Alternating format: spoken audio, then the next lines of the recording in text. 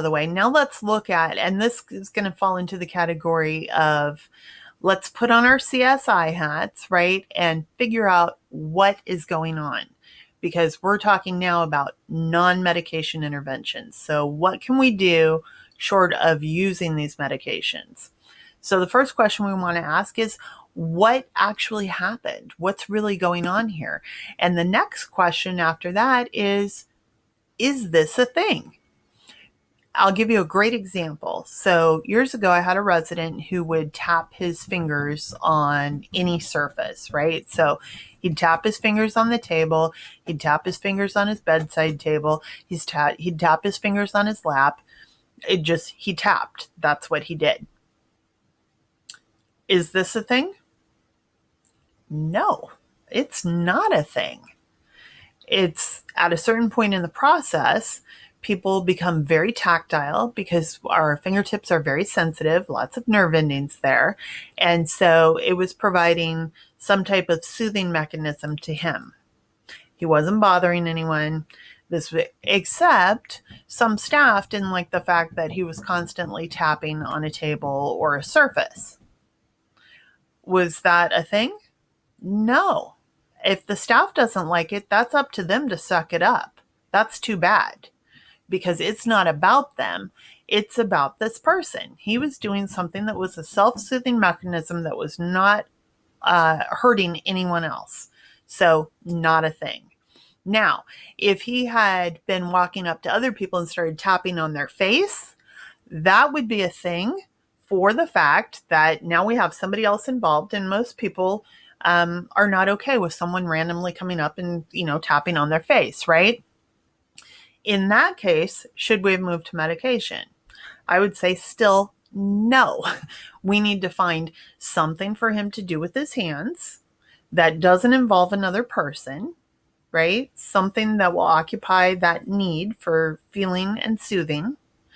And if we see him headed toward another person, then it would be our job to get into the middle of that and find something more attractive, more appealing for him to be involved in and redirect that situation. So medication, absolutely a last resort there. So that's one thing. The next thing that we want to look at is, why did he do that? And in the example I just gave, that kind of explained it, right? It's self-soothing and the part in the process he was in. So we want to look at that for everybody. It could be a variety of different reasons. We need to have good answers, and these are often called rule outs before we even think about medication. So a great way to remember this one is halt. And I think this is from a Shakespeare play. I don't really remember now where I got it from. It's like, halt, who goes there, right? So that's why there's the little Roman centurion there to help you remember. So halt is a mnemonic device for hungry, angry, lonely, tired. In other words, if your person is doing something that's being called a behavior, is it because they're hungry? Are they thirsty? Are they angry or sad? Are they lonely or bored? Are they tired or overstimulated? Like, what is actually going on here?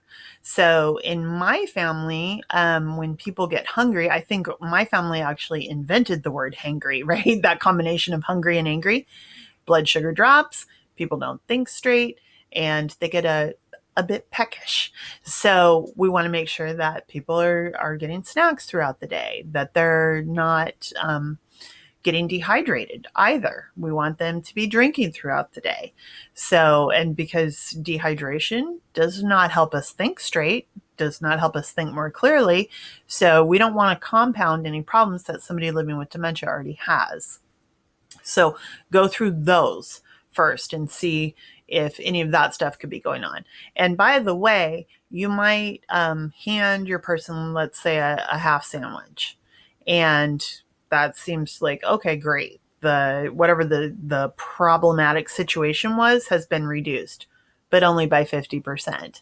Well, because they're hungry and that's been dealt with, they could also be angry or lonely or overtired, right? other things can still be happening. So it's not just ever one thing. I mean, it can just be one thing, but it's not always just one thing. So it can always be lots of things. So just keep working your way through those. Other common causes of problematic expressions, problematic communication, can be pain. And so this is one of my favorite tools.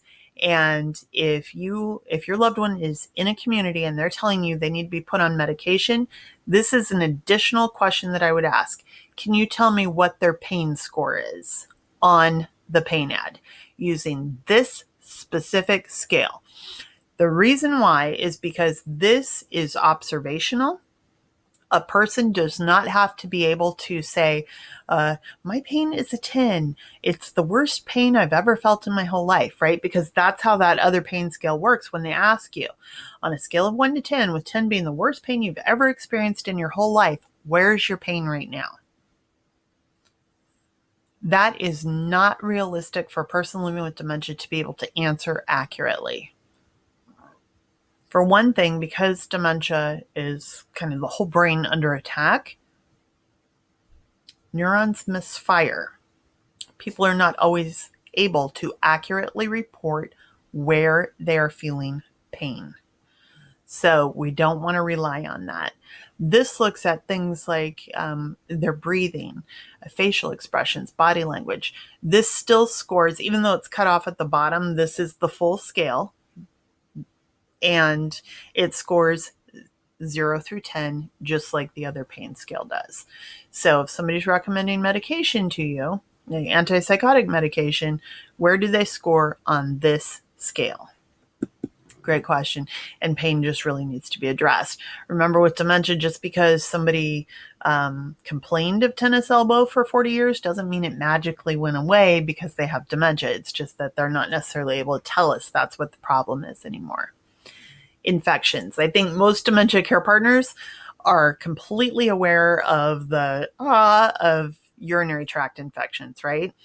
Unfortunately, there are still way too many places where people can be put on an antipsychotic medication because of behavioral symptoms that are actually related to an infection. So not only urinary tract infections, but upper respiratory infections can be common in people living with dementia. So we just want to be aware of that. Make sure that that's been ruled out. If you have been wise enough to be keeping a log of, okay, this is what it looks like every time a person has a urinary tract infection, and you unfortunately you're going to gather some data as the years go by when you see the increasing frequency and kind of see the commonality of the symptoms when that's happening. You can always use that too. Often you'll be able to detect it with behavioral symptoms before a lab result is going to show that it is in fact a urinary tract infection.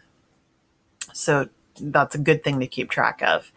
And then also, just like all of us, sometimes people living with dementia are just having a bad day where it feels like nothing is going their way, where it feels like maybe they woke up on the wrong side of the bed, where it feels like maybe, oh my God, this giant hippo is chasing me down the road, right? Who knows what happens? But sometimes just things do not go the way we want them to go, or we're just a little bit cranky. And so we need to look at, okay, they're not hungry, thirsty, all of these things. We've ruled out all of these things. Pain isn't an issue, no infection. They're just not feeling it today. They're not having a great day. And again, dementia doesn't replace any other condition or emotion. So sometimes people have a bad day. That's okay. It happens. So we don't want to throw medication on top of something that's temporary. And then this is the main thing, right? Because this is at the root of everything. All we're trying to do is figure out, how can I help? Unfortunately, there has been such a prevalent school of thought about medication being helpful that for some communities, for some professionals, That's kind of where it starts and stops. How can I help? Medication. For the rest of us, though, we can look at some different ways that we can help. And there are lots of different ways that we can help. So, number one, and I preach this all the time, is bring the good stuff. And that is my shorthand for 5 essential, crucial elements that we want to bring into every interaction with our loved one. So, number one is respect, just like Aretha, right? RESPECT. We want to bring respect, make sure we're treating our person respectfully and that they're being treated respectfully by others. Kindness, just like Mother Teresa and Princess Diana, universal symbols for kindness. It really does not take a ton of oomph or extra effort to just be kind. And then love.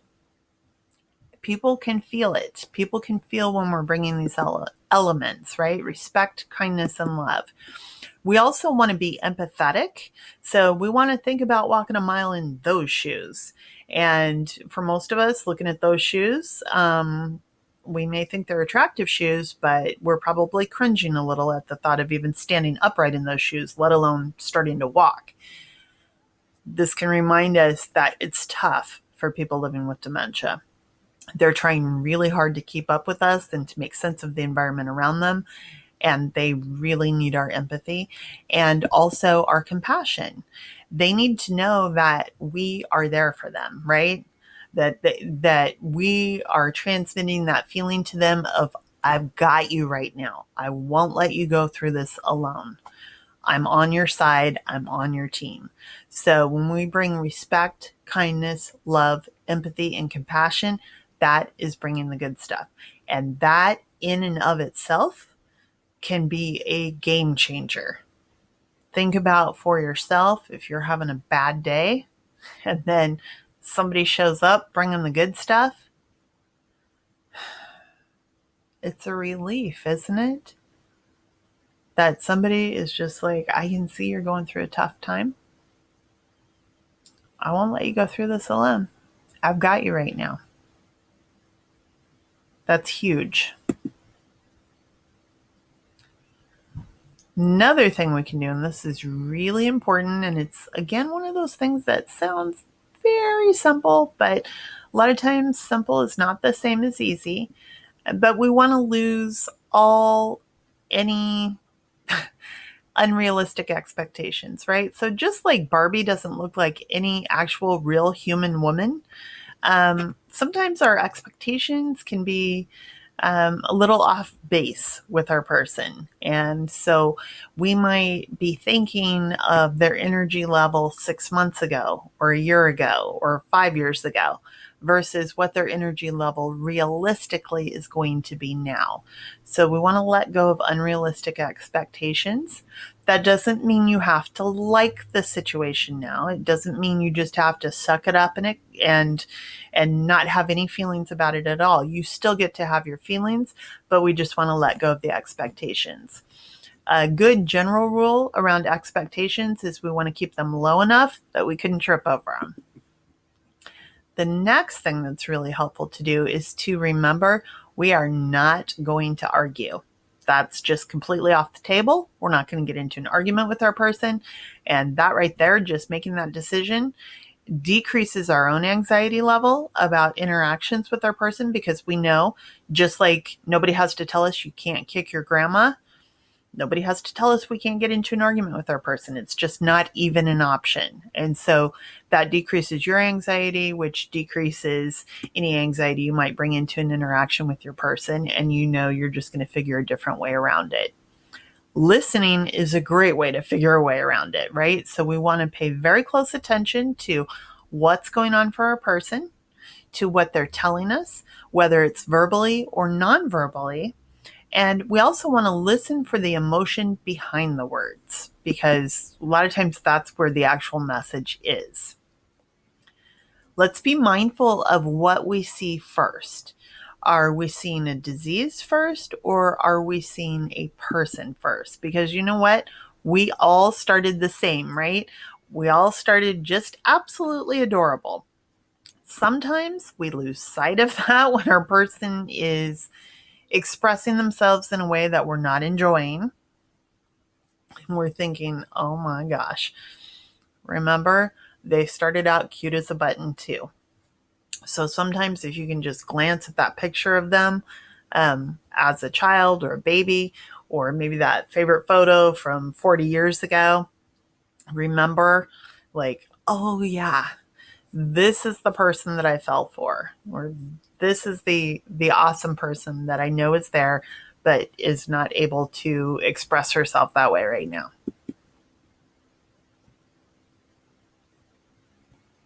This is huge.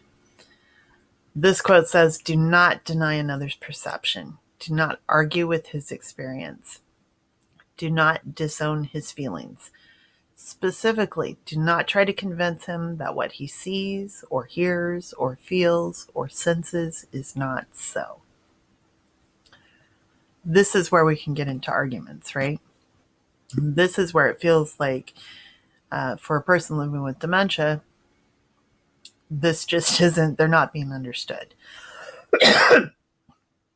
Excuse me. So here is a great case study in illustrating that point. This was a client of mine. And so when Patsy was referred to me, I was told the problem was delusions and hallucinations. So this is what other professionals were saying about her. She was already in a care community setting. Unfortunately, yes, these are actual words that professionals were using about her. They said she was a pain in the ass, she was difficult and demanding, high maintenance, she was a liar, a whiner, and got hysterical about stuff.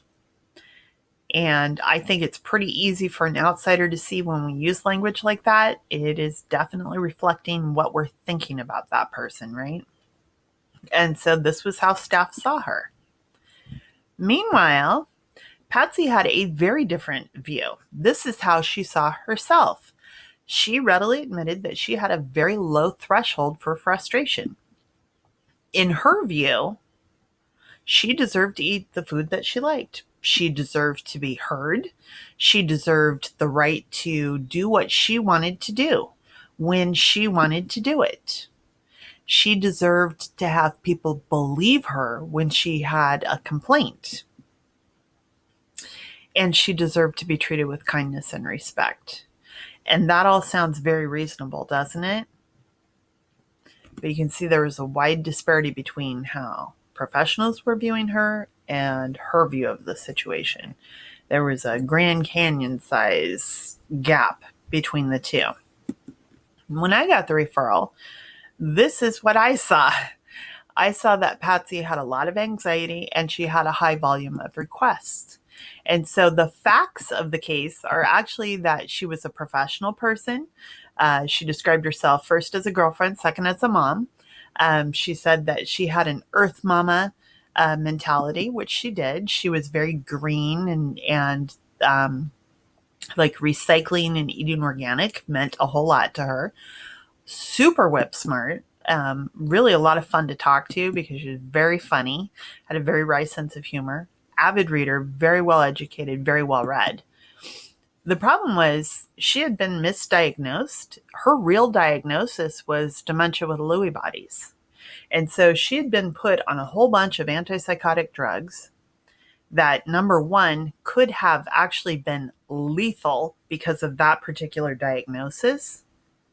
So blessedly she lived through that, but it wasn't helpful. She was being treated for conditions she actually did not have. So when we got her the right diagnosis, that helped enormously.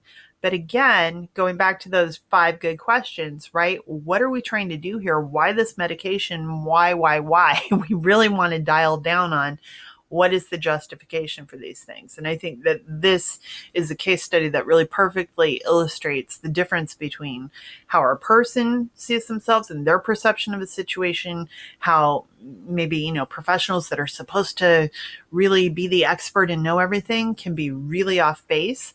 And then kind of when we have a more objective view and maybe a third party looking in from the outside, oh, okay, all of a sudden things look quite a bit different. So the main thing to remember, I think, always is, well, I say that about a lot of stuff. So I think there are lots of important things to remember, but I think this is very important. So everybody just wants to be heard. We want to validate, right? We want people to say, I see you, I hear you, what you say matters to me. We all want that. And that doesn't go away with dementia. People still need to know that they're seen and that they're heard and that they're important. And medication, these antipsychotic medications can really take away their ability to be heard. One of the best things we can ever do for another human being, particularly for somebody living with dementia, is to just be in the moment with them. Again, that comes right back to compassion. I've got you right now. I won't let you go through this alone. And when we're in the moment with them, then we're able to use our superpower, right? Stepping into the moment with them and really seeing what's going on for them. If they're frightened, anxious, our superpower is being in that moment with them and manipulating their reality by making them feel safe, by giving them that sense of security, by letting them know, I'm here, I've got you, I won't let anything bad happen. So this is huge. The other thing that's really important about just being in the moment with your person is you're not missing important moments. You're not missing the little subtleties. You're probably creating some memories for yourself that you can appreciate down the line when you think about that time that you and mom just sat on the love seat next to each other, just kind of, shoulder to shoulder, looking out the window at the hummingbirds. No, it wasn't any big deal. No, there wasn't some huge, entertainment or something else going on. You weren't keeping her entertained, but you were just in that moment together, just enjoying. And that's really important.